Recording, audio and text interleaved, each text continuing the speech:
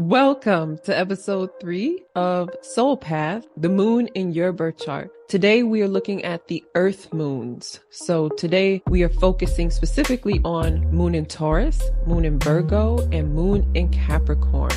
In the first episode, we gave a bit of an overview of the elements, and Thomas and I agreed to have an episode for each of the elements and the moons in each of these elements.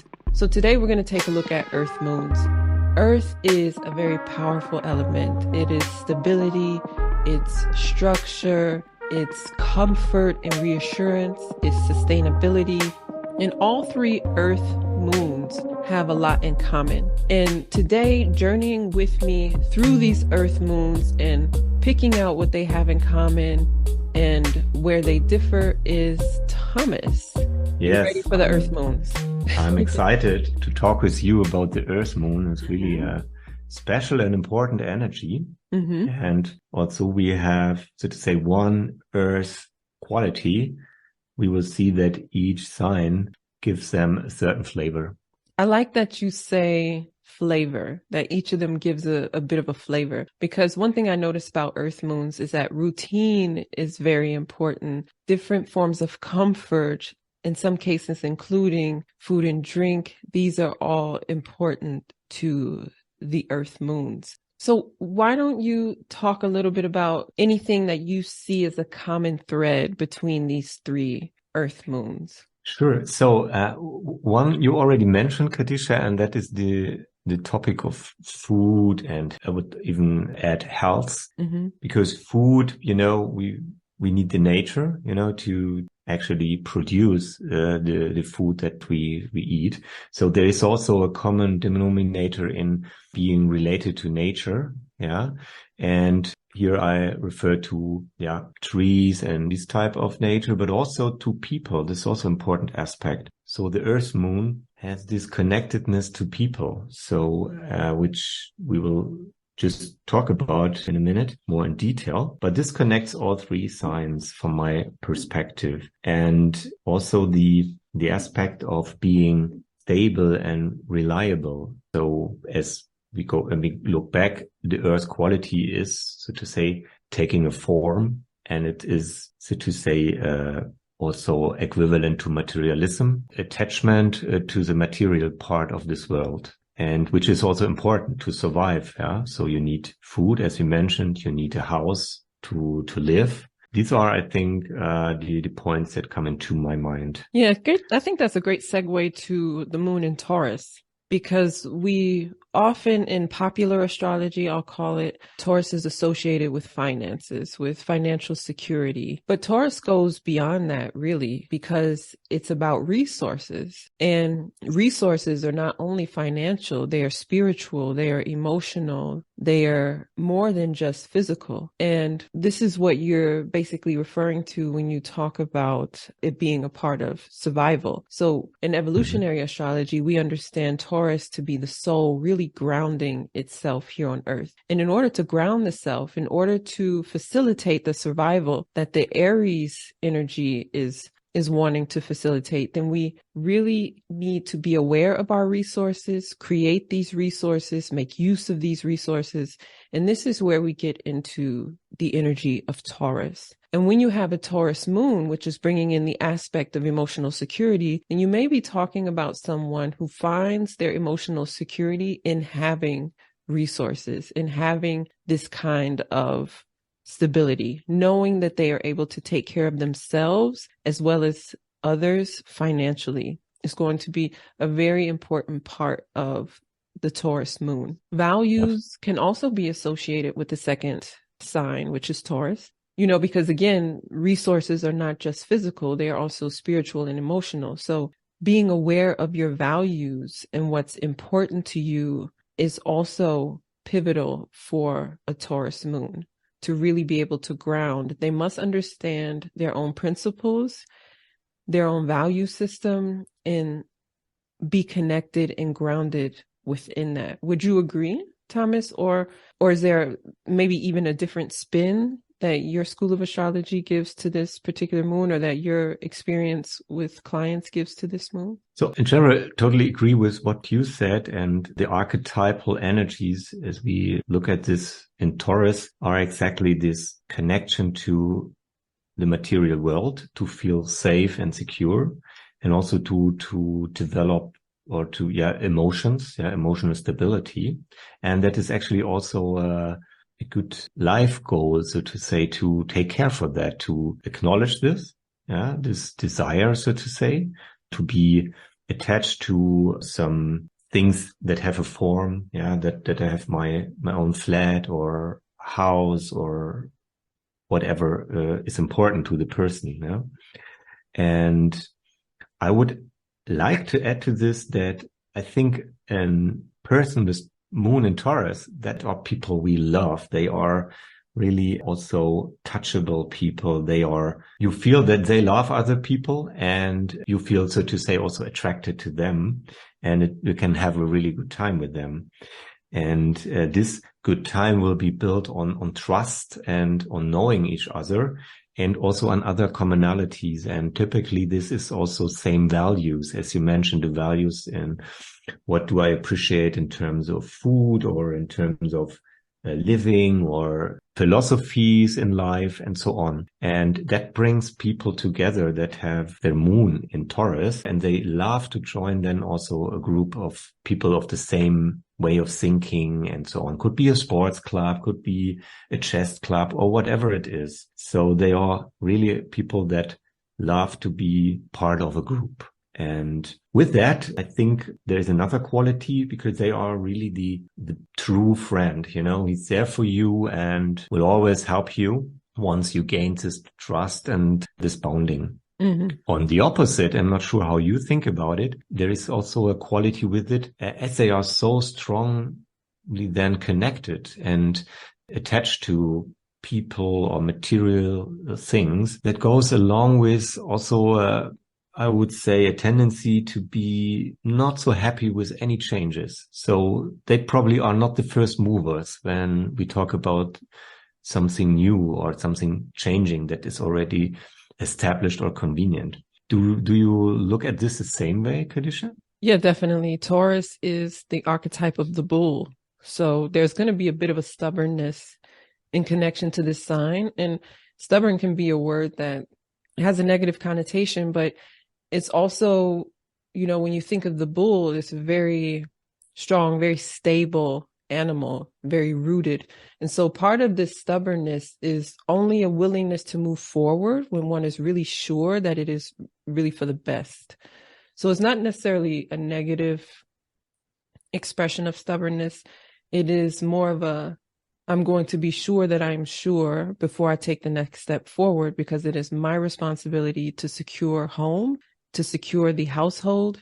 Taurus is connected to the archetype of the household. So they're going to move forward when they're sure that the next step is a stable one. And it's also a fixed sign. So fixed signs are ones that when it comes to change really need a bit of time to make that decision to move forward. But like you said, they're also very steady friends, very steady connections to have. And you also mentioned the term bonding. And, I did learn and also experience in my time with clients that Taurus and Capricorn, which is also an earth sign, are very deeply connected to the mother. Sometimes people with strong placements in Taurus and strong placements in Capricorn can have a deep subconscious connection to the mother. And we know that the moon in astrology also represents the mother. So for people with a Taurus moon, they may find that no matter what the relationship is to the mother, that there's sometimes a bit of a subconscious bond,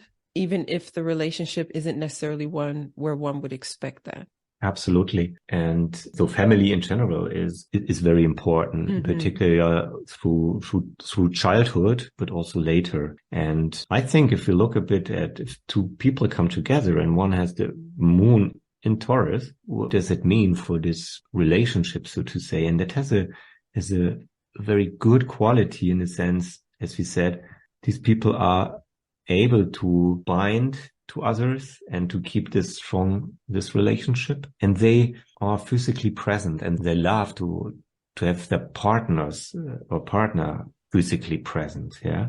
And because there is this part of this Taurus energy combined with the moon that is oriented to the body. And we talked about food and safety, but also the relationship to their own body is special. So, and that's why they are very sensual usually. Yeah. And if they are open. Yeah. And this can really make a great experience in a partnership. So this is from my experience and how we look at this.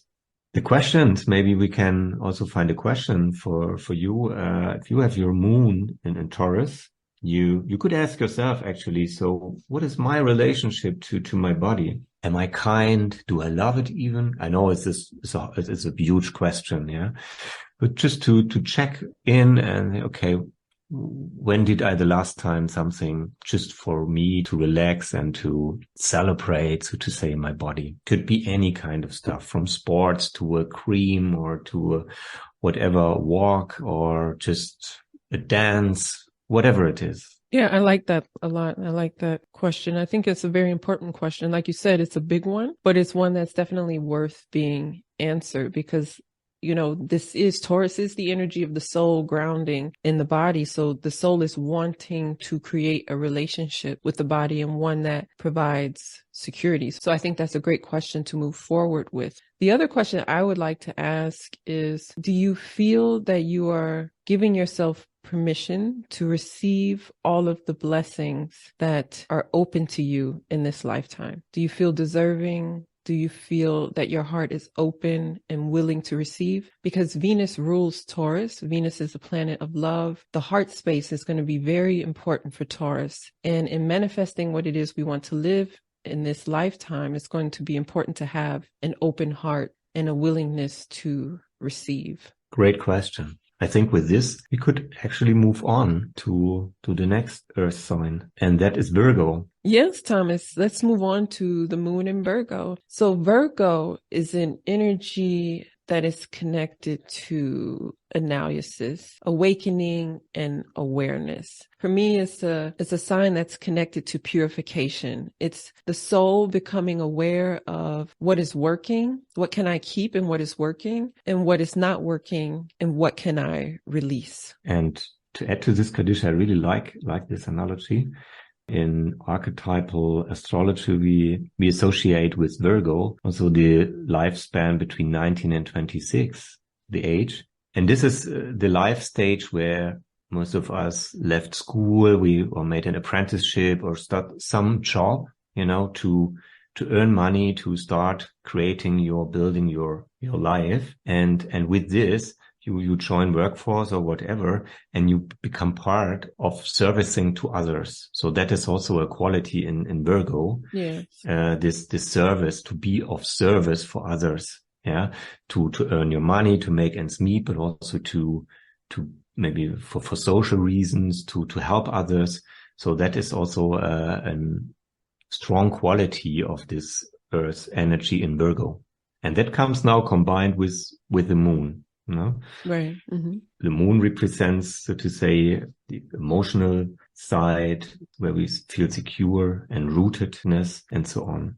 And this comes now together with the moon. And the moon stands for areas in our life where we feel secure and rooted. And also it stands for our emotions and our unconscious part, so to say. And these qualities come together. We also have to look at the Earth quality in Virgo, where Mercury is a ruler, and the archetype energy is, so to say, a passive one. It's, as you mentioned, a bit of focus on functional aspects in life, I would say. It's because you want to get things done, as I mentioned, in this period of life, to use this example or analogy.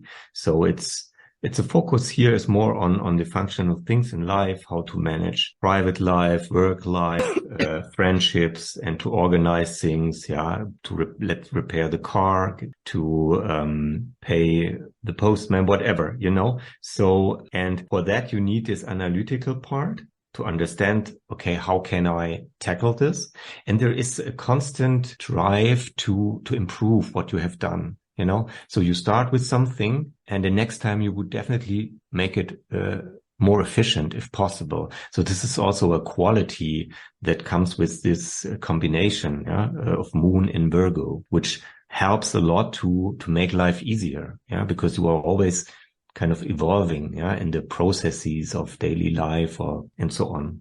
And this is what I like also, in this quality. And I also associate competence, with people who have this energy, in their, birth chart. Because for all that, you need competence. You need to understand the things. And that's why they are so analytical, and they can really dig deep in the details and see it and find out, okay, if we move this a bit, then the whole thing will, to say, improve. One more aspect I would like to mention, Khadija, and then I would be curious, how you look at this.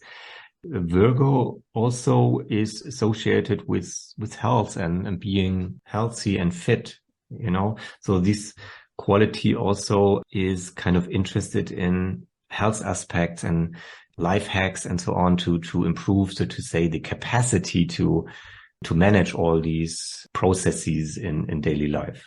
We may find people with Moon in Virgo very practical and very logic, and maybe not so, let's say, emotionally open when we get to know them. So Khadija, would you agree to that? Or what is your view on the, let's say, qualities of the Virgo moon? So you mentioned something about work, and I completely agree. I think the Virgo moon is connected to service, is connected to a very detail-oriented way of looking at life. So they might be people who find emotional comfort in routines and in plans, having some kind of system in place that allows them to predict what's coming next. It's not necessarily a sign that's going to be open to all kinds of surprises, you know? Yeah. Although there's flexibility, they can be so detail oriented that sometimes if things don't necessarily go the way that they were planned, it can be uncomfortable for Virgo moon. They may feel like the stability that's so important and so deeply connected to their sign is threatened when unexpected variables arise. I agree. And with that, I would add, comes a certain fear, you know, so they feel that fear to not being able to manage, you know, what they want to manage. And that is a constant feeling, so to say. People with Moon and Virgo simply can make themselves aware of and just accept, you know. Well, one thing I also like to mention, Virgo can be connected to the gifts of critical thinking and analysis. And Virgo moons being connected to such a sensitive, in the positive sense, energy as the moon may sometimes take these gifts of critical thinking and analysis and turn them against the self. They may begin to, in this desire to self-purify, begin to take apart the self and engage in self-criticism. And so one thing I like to tell Virgo moons is to really look within, but with curiosity as opposed to judgment. It's important to be good to the self and to be aware of the self, but also to be aware of the soul's innate perfection. There's not necessarily an intention behind the energy of Virgo and the archetype of purification in perfecting the soul. It's actually more an understanding that the soul is perfect just as it is, and that we have the opportunity to release whatever takes us out of our power and makes us feel like we are not enough. And we have the opportunity to embrace and implement more of what does make us feel good and what does keep us in our power. And in connection to this fear that you mentioned, I think sometimes a Virgo moon may try to find emotional security by keeping busy. They may be the type to have the television on when they fall asleep or need music on when they move around the house. And it sometimes helps them not to focus too much on the self. too much on what they perceive to be perhaps something that they need to change about the self.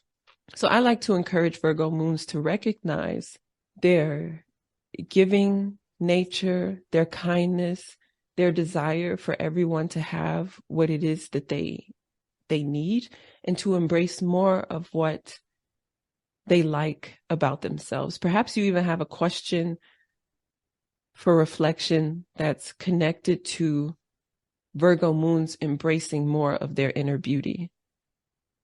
Sure, and I can relate to all what you said. I would have two questions that come into my mind. And the one is about trust, So how easy can I trust others and life in general? So just to reflect on that, because from my own experience, I have all these qualities in my birth chart.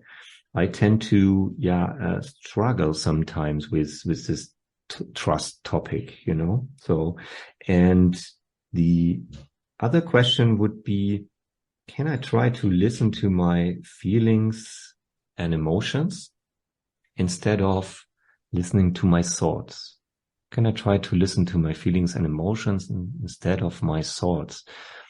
Because from my experience with this Virgo quality, we tend to focus very much on our thoughts and less on the feelings and emotions, because of this fear or, and this wish to control life, because then we feel more comfortable. So this would be the second question. It's a strong one. And I personally like it. Great questions, Thomas. Again, I feel like, we all have Virgo in our chart somewhere. We might not have our moon in Virgo, but we do have that energy moving within our lives. Or some of us might have planets in the 6th house, which is ruled by Virgo. So I really like those questions in general. It might be something that even those who don't have their moon in Virgo but are listening might like to answer for themselves as well. So now we have the opportunity to move into Capricorn. Capricorn is quite a powerful sign in its own manner, and it's connected to the symbol of the goat. So it's an energy of the soul being able to navigate and traverse very narrow and difficult spaces. And the way that the soul is able to do that is by taking things step by step. The goat has a connection to sure-footedness. And one way that the goat is able to remain sure-footed is by securing each step and making sure not to skip any steps, but really go step by step in a way that provides security, but also long-time growth. And with this being an earth sign, Capricorn is connected to routine. It's connected to structure in a very systemic way of moving forward and going about things. One connection to Capricorn that I really like is this energy of self-responsibility. The soul taking the reins into its own hands and really moving forward with focus and with dedication. So, Thomas, what do you think about bringing the emotional security of the moon together with these facets that are deeply connected to Capricorn? That is an interesting aspect, Kadisha, because the archetypal force or energy in Capricorn, as you described, has this quality of, we could also say, being structured, being organized, setting boundaries, limiting, so to say, the space, for focusing, So this energy will, so to say, create a space that is really focused on the respective topic. Now, talking about the moon in Capricorn, the topic is actually the inner world, the feelings, emotions. So one could say that people with moon in Capricorn feel a bit that the emotions are encapsulated, so to say, and they cannot really accessed nor shown to the outside world. So that is a quality that we observe in this combination. And that is, on the other hand, also the theme, so to say, for people, because in archetypal astrology, we consider Saturn also very important, because that is the learning planet, so to say, and Saturn is ruling Capricorn. That's why I'm mentioning this. So with Capricorn, there is also a topic of learning involved. And here, from my perspective, the learning is to understand your inner world, your feelings and emotions. And this is nothing that goes easily, because of all these structure, these also willingness to success. Yeah, the energy of Capricorn is, so to say, focused on getting things done and important things. So that's why people with Moon in Capricorn, or with other important personal planets in Capricorn, you can often find in very responsible positions, in society, in business, and so on.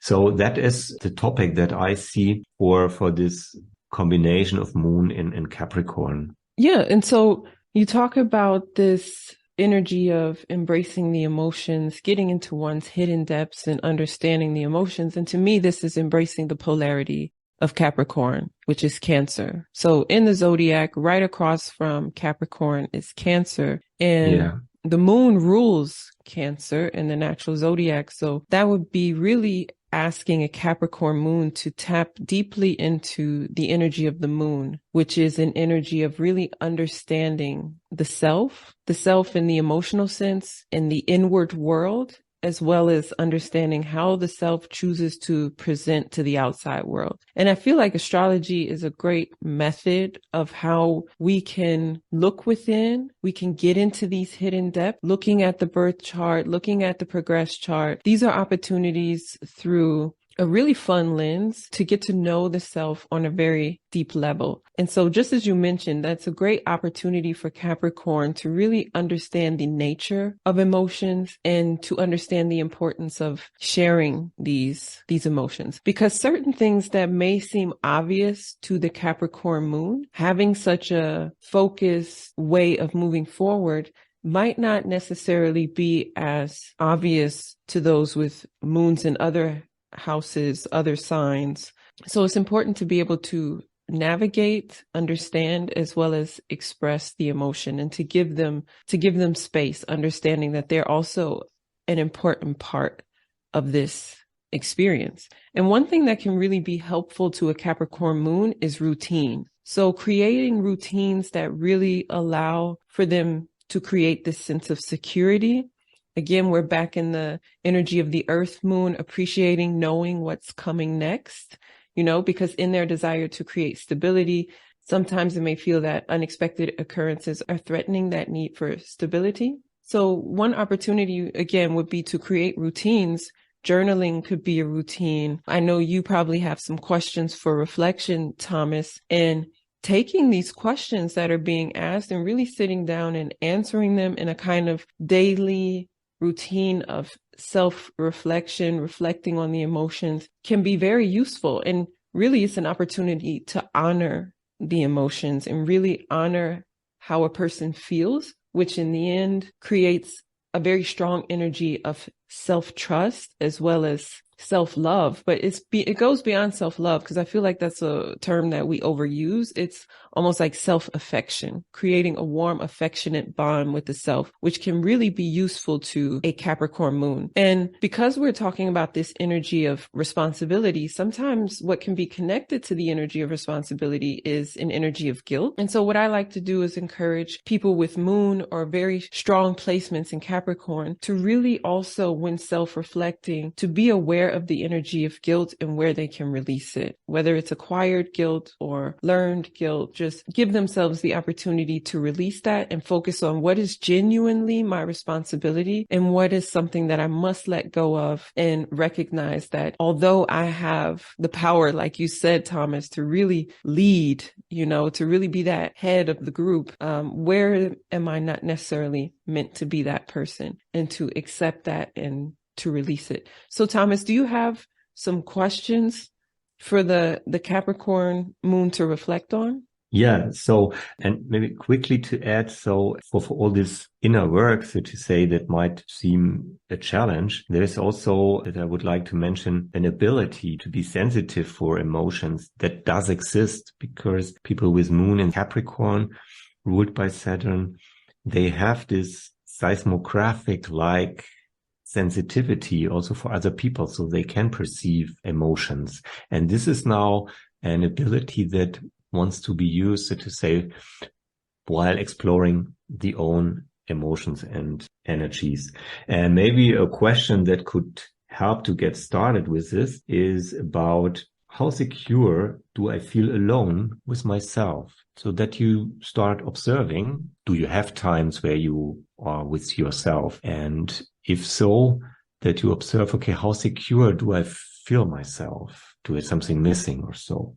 And if you do not have regularly this time, you might find a spot or an opportunity to just create this and then to consciously check with yourself. It doesn't need to be a day or 1 hour. It could also be less. Yeah, it's just to be aware there is a time I'm alone with myself. How do I feel? How do I perceive that? So this could be one question, Kadisha, that came into my mind. And another one is related a bit to what you rightly said, and I can subscribe to everything that you said, this sense of duty. Yeah. So that you can ask yourself, so do I care for others?